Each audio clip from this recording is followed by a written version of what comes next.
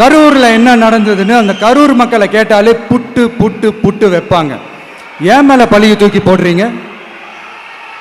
என்னமோ நாங்க அரசியலே பண்ண மாட்டோம், இந்த விஷயத்துலலாம் நாங்கள் அரசியலே பண்ண மாட்டோம் வீடியோ போட்டுவிட்டு போய் சட்டசபையில் உட்காந்துக்கிட்டு ஏன் மேலே பழி தூக்கி போடுறீங்க லேட்டாக வந்துட்டாருன்னு.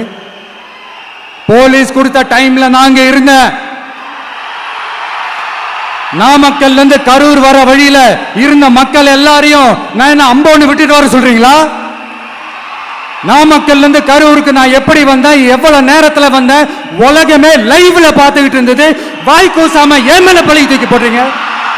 ஒரு மனசாட்சி இருந்தது வேணா?